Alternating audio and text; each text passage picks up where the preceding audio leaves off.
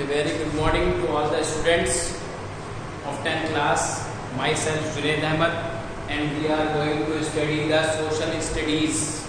It means social science subject of 10th class. बेटा आज हम ऑनलाइन क्लासेस स्टार्ट कर रहे हैं क्योंकि गवर्नमेंट ने 9 to 12 क्लासेस जो हैं स्कूल की ऑफ करी हैं 30 अप्रैल तक। आज हम ऑनलाइन क्लासेस में हिस्ट्री सब्जेक्ट के अंदर फर्स्ट लेसन में फ्रेंच रेवोल्यूशन जो आपका टॉपिक है, जो बोर्ड के पॉइंट ऑफ व्यू से बहुत इम्पोर्टेंट है, उसको डिस्कस करने जा रहे हैं। बेटा बड़े ध्यान से आप इस वीडियो को देखिए और जो इसका डिस्क्रिप्शन है फ्रेंच रेवोल्यूशन का, उसको ध्यान से सुनिए और जो डाटा आपके सामने लिखा हुआ है उसको अपनी फेयर कॉपी में नोट डाउन करिए। तो यहाँ बात करते हैं फ्रेंच रेवोल्यूशन की। फ्रेंच रेवोल्यूशन क्या है? देखिए, रेवोल्यूशन और फ्रेंच ये दो वर्ड हैं। फ्रेंच जो है वो फ्रांस जो कंट्री है उसके अंदर जो रेवोल्यूशन जो चेंज हुआ उसे हमने फ्रेंच रेवोल्यूशन का नाम दिया। यानी कि फ्रांस के अंदर आने वाली क्रांति, फ्रांस के अंदर आने वाला चेंज, उसे हम फ्रेंच रेवोल्यूशन कहते हैं। अब यहाँ पर एक क्वेश्चन अराइज होता है कि फ्रेंच रेवोल्यूशन जो है वो अराइज जो हुआ है वो कब हुआ है और उस रेवोल्यूशन के अंदर क्या क्या चेंजेस हुई हैं। तो यहाँ ड्यूरिंग 19th सेंचुरी में 19वीं शताब्दी के अंदर the French revolution start in 1789। तो सबसे पहला जो आपको एक क्वेश्चन अराइज होता है वो फ्रेंच रेवोल्यूशन स्टार्ट जो हुआ वो 1789 में हुआ। बोर्ड के अंदर 1 मार्क्स के क्वेश्चन में पहला क्वेश्चन आपके सामने इस टॉपिक का आ रहा है कि when the French revolution starts. इसी का दूसरा क्वेश्चन बन जाता है बेटा कि which revolution starts in 1789। Then you will write down the answer French revolution.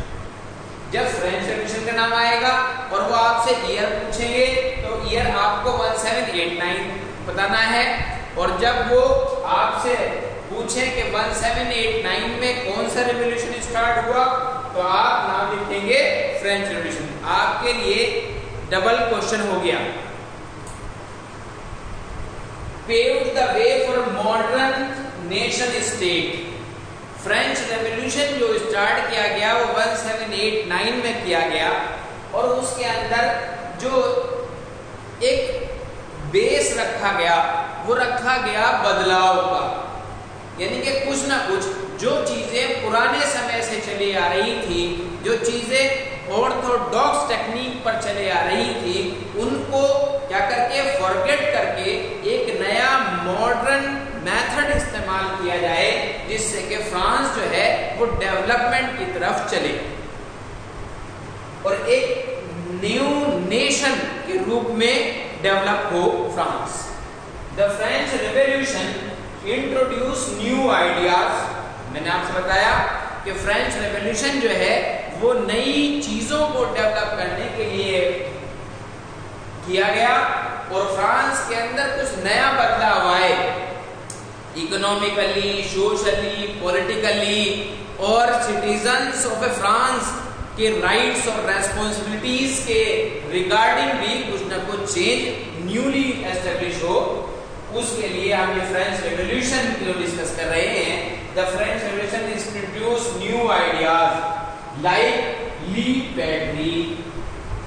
अब यहाँ पर ये फ्रांस के अंदर फ्रेंच लैंग्वेज का वर्ड है ली पैट्री। ली पैट्री मीन्स फ्रॉम द फादरहुड। यानी कि जो इस फ्रेंच रेवोल्यूशन के अंदर रिवोल्यूशनिस्ट क्रांतिकारी इन्वॉल्व हो रहे हैं, उनके लिए कहा गया कि हम ये जो लड़ाई लड़ रहे हैं, ये बदलाव जो कर रहे हैं, ये उन लोगों के लिए करना चाहते हैं कि जो क्या हो, बाय बर्थ फ्रेंच हो, यानी कि उनके फादर जो हैं वो यहाँ उनकी बर्थ हुई हो फ्रांस में, और उन्हीं की जो जनरेशन है उनके बेटरमेंट के लिए ये फ्रेंच रेवोल्यूशन किया जा रहा है। उसके बाद एंड ली सिपियन, और वो सिटीजन ऑफ फ्रांस भी हो। फादर ली पैट्री, फादर तो इस मदरलैंड के हो ही, ठीक है, उसके साथ साथ जो जनरेशन है वो भी मदरलैंड की ही हो, और उसके साथ साथ क्या कहा गया कि ली सिपियन कि they should be the citizen of the France.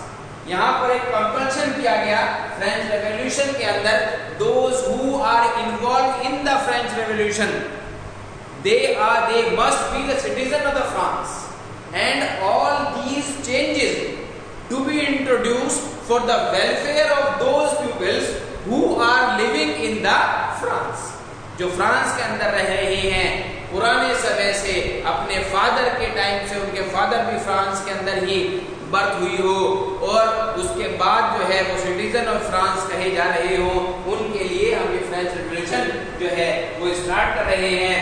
As well as a new French flag amongst the French people, और उन्होंने कहा कि हम फ्रेंच रेवोल्यूशन के अंदर जो फ्रांस का पुराना फ्लैग था, नेशनल फ्लैग था, उसको भी वो उसके अंदर भी कुछ चेंज करना चाहते हैं। किसको लेकर?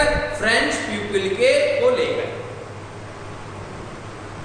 It means the French people be agreed on that topic when the national flag to be changed, then it will be changed. अगर वो चाहते हैं कि फ्रांस का जो फ्लैग है, नेशनल फ्लैग, वो चेंज हो जाए, तो हम इस फ्रेंच रेवोल्यूशन के अंदर पहला बेसिक पॉइंट जो है वो उनके राइट्स के साथ साथ, उनकी रेस्पॉन्सिबिलिटी के साथ साथ हम उस फ्लैग को भी चेंज करना चाहते हैं। इट आल्सो इंट्रोड्यूस्ड, उन्होंने फ्रेंच रेवोल्यूशन के थ्रू एक चीज और इंट्रोड्यूस करनी चाहिए, ए सेंट्रलाइज्ड एडमिनिस्ट्रेशन सिस्टम। क्या कहा गया? सेंट्रलाइज्ड एडमिनिस्ट्रेशन सिस्टम, ये चीज और इंट्रोड्यूस करनी चाहिए। यानी कि पुराना जो एडमिनिस्ट्रेशन सिस्टम था फ्रांस का, उससे फ्रांस के लोग जो थे वो सेटिस्फाई नहीं थे। फ्रांस के जो लोग थे वो चाहते थे कि एडमिनिस्ट्रेशन सिस्टम के अंदर भी चेंज होना चाहिए,